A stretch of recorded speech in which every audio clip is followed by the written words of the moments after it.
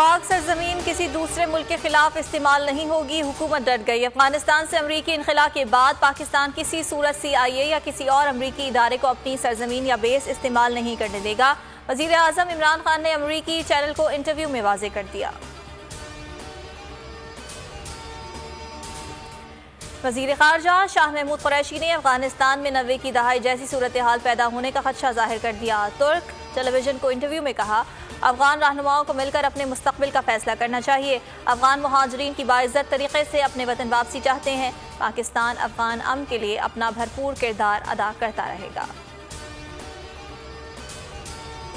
حمزہ شہباز کی sugar mills نے FBR tax audit کا نوٹس لاہور ہائی کورٹ میں چیلنج کر دیا۔ درخواست میں چیئرمین FBR، چیف کمشنر ان لینڈ ریونیو اور دیگر کو فریق بنایا گیا۔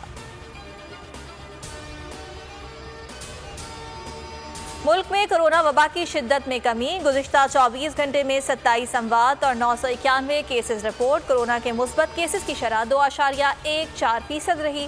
افغانستان میں کرونا کے بڑھتے کیسز کے باعث پاکستان نے افغان سرحد سے پیدل آمد و رفت پر پابندی لگا دی۔ تمام بارڈر ٹرمینلز بند۔ افغانستان میں موجود پاکستانیوں کو کرونا ٹیسٹ کے بعد واپس آنے کی اجازت ہوگی۔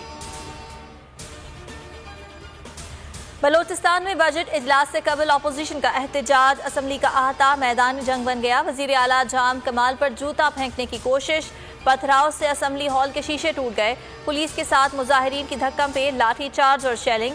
وزیر اعلیٰ جام کمال کہتے ہیں اسمبلی کی عمارت کو نقصان پہنچانے والوں کے خلاف تحقیقات جاری ہیں۔ اپوزیشن کے اس اقدام پر سنگین کیسز بھی بن سکتے ہیں۔ K2 ناگا پربت، براڈ پیک اور دنیا کے بلند ترین گلیشیئرز کا حسین نظارہ۔ سیاحت کو فروغ دینے کے لیے پاکستان کا ایک اور بڑا اقدام۔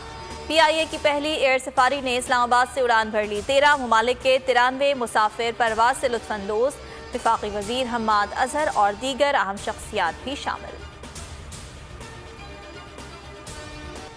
اور ابوظہبی میں PSL کا میلہ جاری، ملتان سلطانز نے لاہور قلندرز کو 80 رن سے شکست دے دی۔ 170 رنز ہدف کے تعاقب میں قلندرز کی پوری ٹیم 16ویں اوور میں 89 رنز پر ڈھیر ہو گئی۔ آج 2 میچز کھیلے جائیں گے۔ پہلے مقابلے میں کوئٹہ گلیڈیٹرز اور کراچی کنگز ٹکرائیں گے۔ دوسرے مقابلے میں ملتان سلطانز اور اسلام آباد یونائیٹڈ آمنے سامنے ہوں گے۔